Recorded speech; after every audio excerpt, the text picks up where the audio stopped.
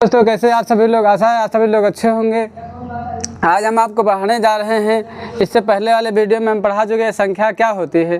अब हम पढ़ा रहे हैं संख्या के क्या मान होते हैं। जैसे संख्या में अंक होता है, संख्या की परिभाषा बताए हैं।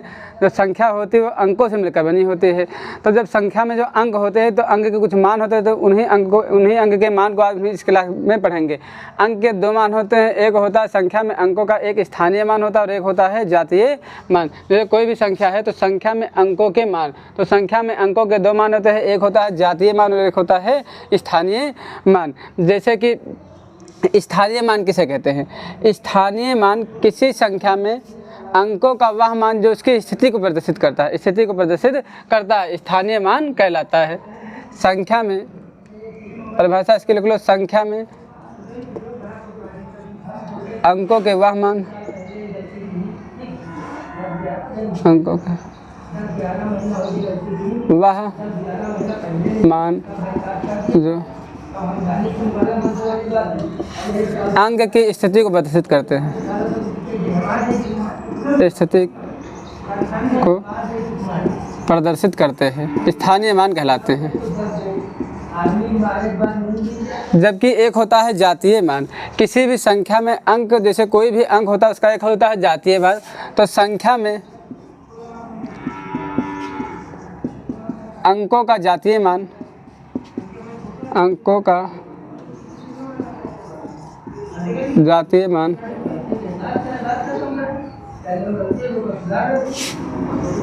अंक के वास्तविक मान के बराबर होता है, अंक के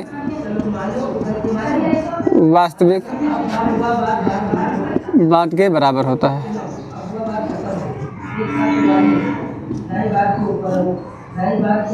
जैसे कि एक संख्या हमारी है 1254। 1254 में 5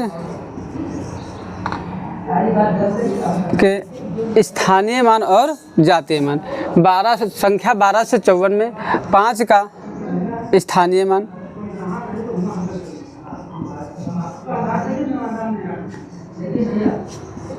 व जातीय मान ज्ञात कीजिए। जातीय मान ज्ञात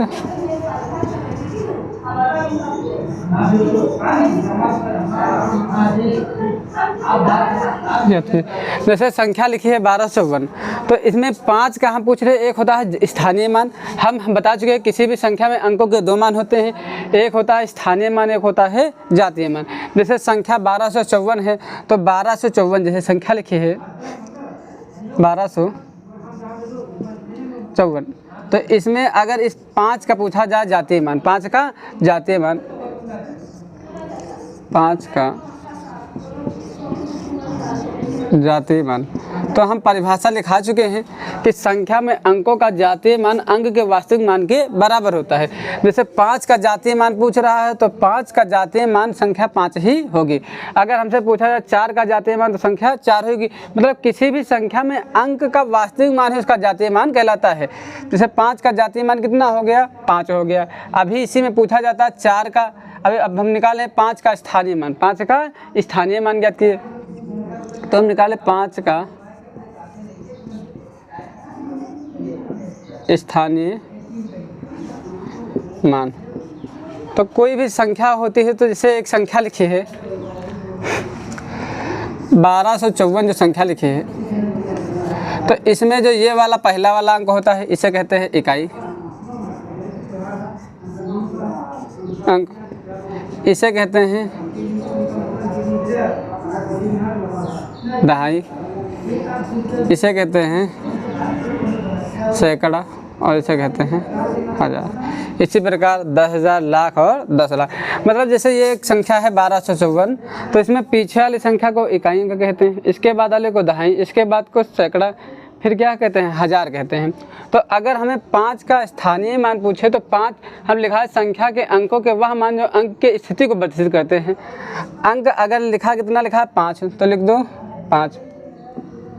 इसके बाद जितने जीरो हों, मतलब जितने अंक हो उतने जीरो लगा दो। तो स्थानीय मान अगर 5 देखा जाए तो ये किसको प्रदर्शित कर रहा है, दहाई को, इसको दहाई को 5 होता है। तो अगर किसी चीज़ का स्थानीय मान निकालना है तो 5 लिखो, उसके बाद जितने उसके बाद अंक हो उतने ही पीछे क्या लगा दो, 0 लगा दो, वो उसका क्या हो जाएगा, स्थानीय मान हो जाएगा।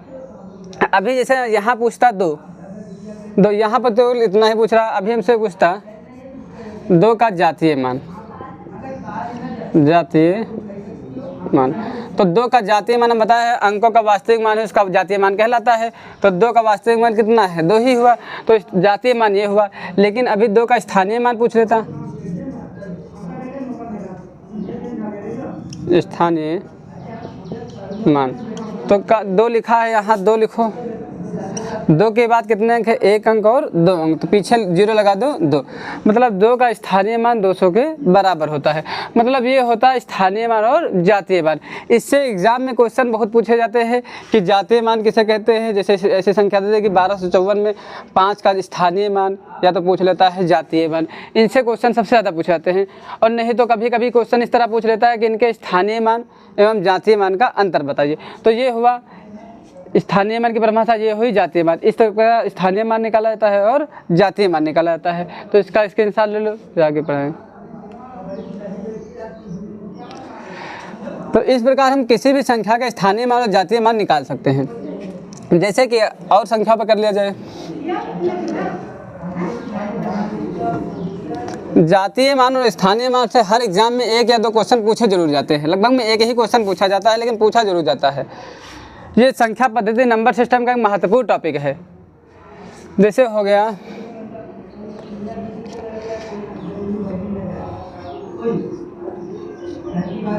कितना 5 5 3 4 1 में पूछता अभी 3 का जातीय स्थानीय मान, 3 का स्थानीय मान। तो लिखो संख्या कितनी है, 3। 3 के बाद अंक कितने हैं, 2, तो पीछे कितना 0 लगा दो, 2। मतलब ये हुआ 3 का स्थानीय मान। स्थानीय मान मतलब इसके स्थान को प्रदर्शित करता है। ये किस स्थान पे है, इकाई, दहाई और सैकड़ा स्थान पे, इसलिए पीछे क्या लग गया है, सैकड़ा लग गया। सैकड़ा का मतलब गुणे में 100 हो जाएगा। मतलब ये इस प्रकार हो जाता है। देखो 3 है, 3 किस जगह पे है, सैकड़ा के जगह पर, इसलिए 100 से गुणा मतलब 300। कितना हुआ, 300।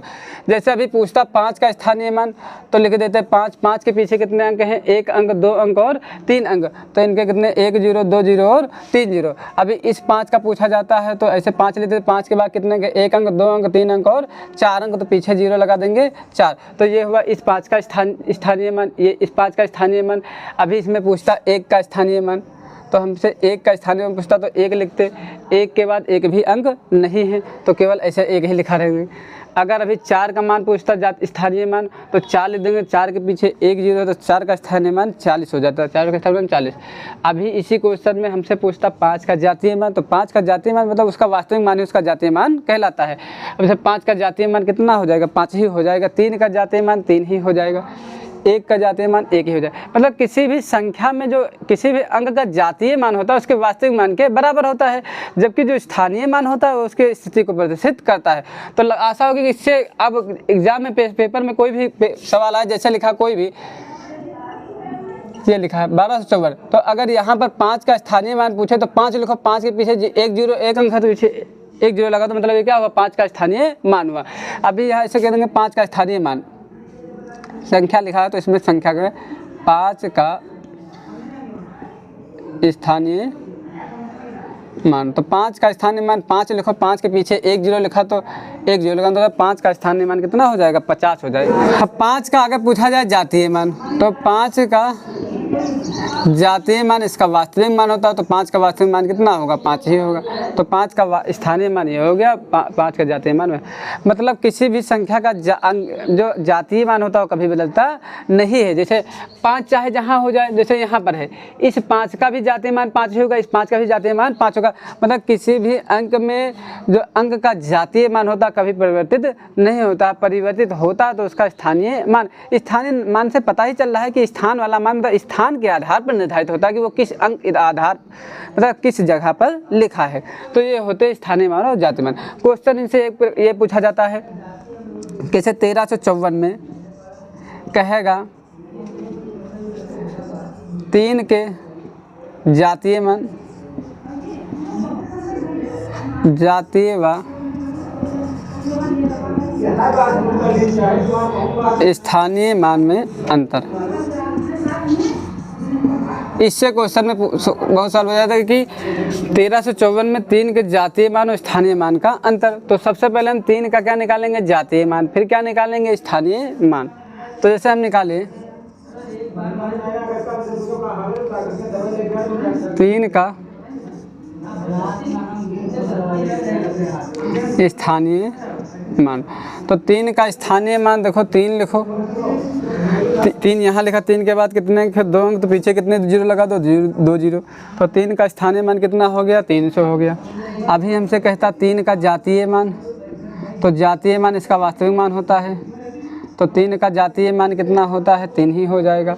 अब इन दोनों का हमसे पूछ रहा है अंतर, इन दोनों का अंतर, तो 300 में से 3 घटाना है, तो 300 में से 3 घटाओगे तो कितना आएगा, 297। तो ये हो गया इन दोनों के बीच अंतर। तो इससे क्वेश्चन यहाँ पर बहुत पूछे जाते हैं कि ये स्थानीय मान और जातीय मान में अंतर क्या होता है।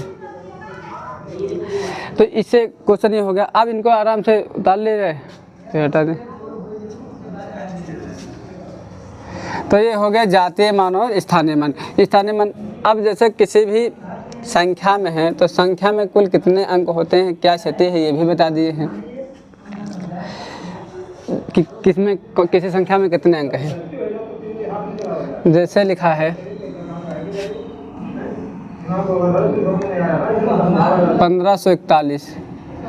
1541 में ये होता है इकाई, ये होता है दहाई, ये होता है सैकड़ा, ये होता है हज़ार। लेकिन अगर यही लिखा है 5.25 1541.25 में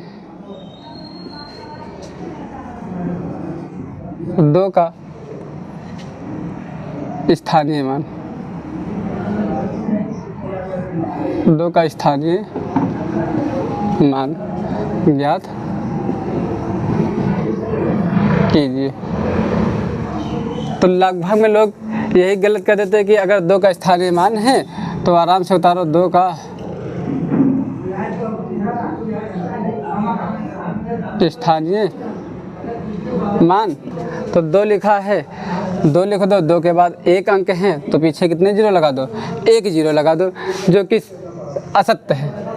क्योंकि ये जो अंक होता है इसे कहते हैं इकाई। अगर इसमें हमसे पूछा जाए टोटल अंक पूछे जाए तो इसमें टोटल अंक यही वाले गिनती होंगे, 1 2 3 और 4 ही अंक होंगे। इनमें टोटल अंक कितने होते हैं, 4। तो इसमें ये कौन सा अंक हुआ, तो इसे कहते हैं इकाई अंक, इसे कहते हैं दहाई अंक, इसे कहते हैं हज़ार, और इसे कहते हैं इकाई, दहाई, सैकड़ा और हज़ार। ये हुआ इकाई का अंक। इसे कहते हैं दहाई, इसे कहेंगे सैकड़ा, और इस वाले को क्या कहेंगे, हज़ार। ये इकाई, दहाई, सैकड़ा और हज़ार हुए। तो सबसे बड़ी बात है कि इसमें ये कौन सा भाग है, तो ये कुल संख्या का 1/10वां भाग, 1/10वां भाग। मतलब अगर 2 है तो ये 2 है 1/10वां भाग, 1/10वां भाग। टोटल अंक का 1/10वां भाग होता है। मतलब जैसे कि अगर यहाँ पर हम 2 का स्थानीय मान निकालेंगे तो 2 लिखेंगे, तो 2 को गुणे में कितना कर देंगे, 1/10, 1/10। देखो उसी संख्या से ऊपर काटे, जिस संख्या से नीचे काट देते हैं। 2 1 कन्नम 2, तो 2 पंचे 10, ऊपर 1 बचा है, नीचे लिखा है 5। तो इसका क्या हो जाएगा, स्थानीय मान, 2 का स्थानीय मान कितना आ गया, 1/5 हो गया। अभी जैसे इसमें पूछता, जैसे हम निकालते हैं, हम यहाँ पर 1 का पूछा जाता, 1 का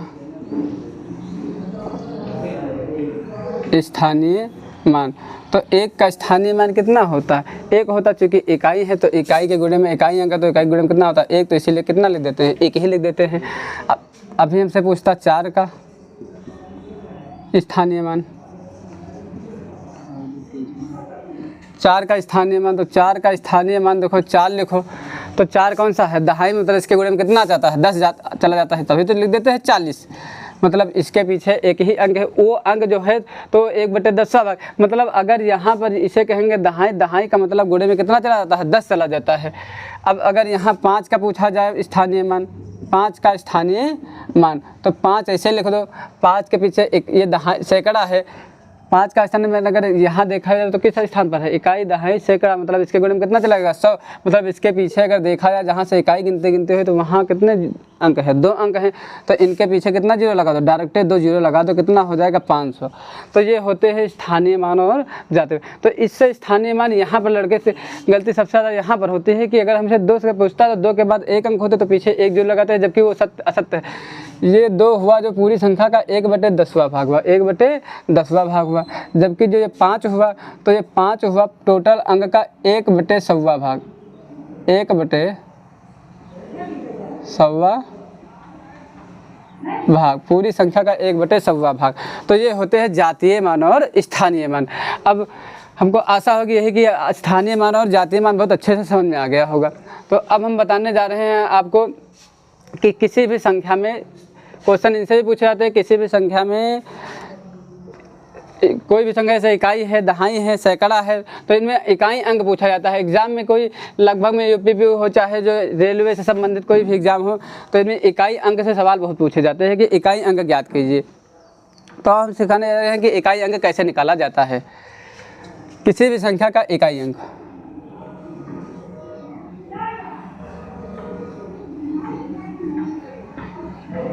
इकाई अंक का मतलब समझिए, अभी बता रहे हैं कि इकाई अंक क्या होते हैं, पीछे वाला संख्या जो होते हैं उसे इकाई अंक कहते हैं। जैसे इसमें है 154 लिखा, तो इसमें ये क्या हुआ, इकाई, ये हुआ दहाई, ये हुआ सैकड़ा हो गया, तो इसे कहते हैं इकाई दहाई। तो इसमें हम क्या निकाल रहे हैं, इकाई अंक ज्ञात करना।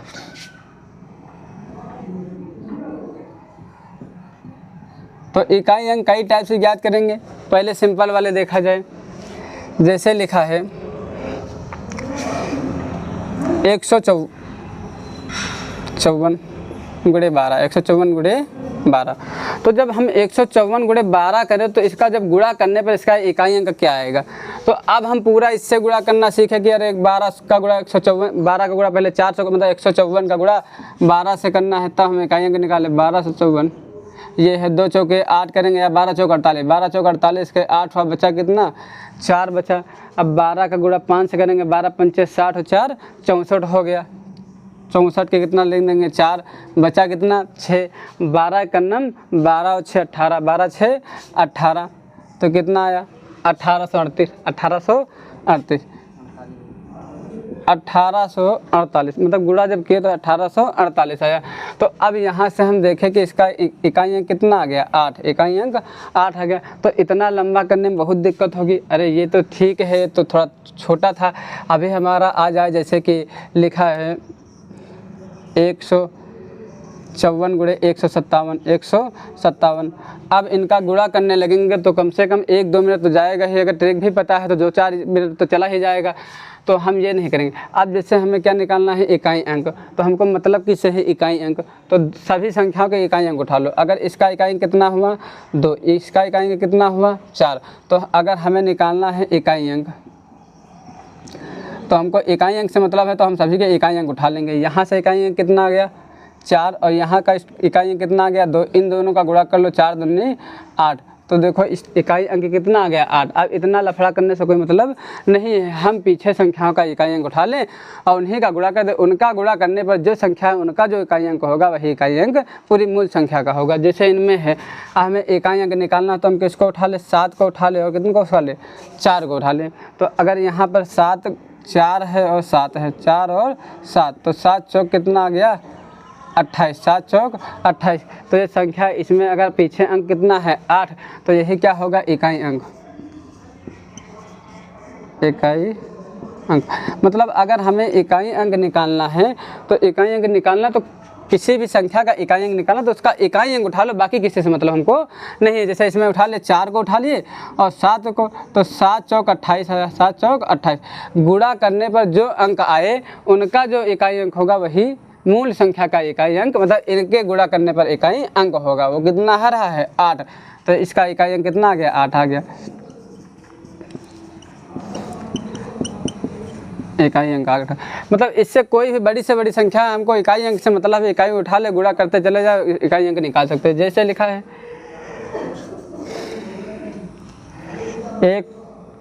257, 156, 163। अब इसका कहेगा का इकाई अंक, इकाई अंक। तो तुमको अगर इकाई अंक से मतलब है तो इकाई अंक निकालना है। तो इनके इकाई अंक उठा लो, कितना आया 7, इनका इकाई अंक कितना आया 6, इनका इकाई अंक आया 3। तो इनको उठा लो 7 गुणे 6 गुणे 3, छात्र 18। नहीं तो इससे गुणा कर लो, 7 छंग 42, 7 छंग 42, 42 से गुणा किससे कर दिया जाए 3 से। तो 42 का गुणा जब हम 3 से करें तो 3 दूनी 6 के 6, 3 चौक 12, 3 चौक 12। मतलब जब हम इनका गुणा किए, नहीं तो पूरा नहीं करना था, जैसे हम यहाँ पर ले आए थे 7 छंग 42, 7 छंग 42। अब हम यहाँ भी इकाई उठा लें। इसका इकाई कितना आया 2, इसका भी कितना आया 2, 2 तय्यम 6। तो इसका इकाई अंक कितना आ जाएगा 6 आ जाएगा। का इकाई अंक आ गया 6 ही हो जाएगा, आंसर हो जाएगा। मतलब हम किसी भी संख्या का अगर इकाई अंक निकालना है तो हम उनके पीछे वाली संख्या को उठा लें, उनका गुणा करने पर जो इकाई अंक आए वही मूल संख्या का इकाई अंक होगा। जैसे कि एक सवाल और करवा दें। लिखा है 154 गुणे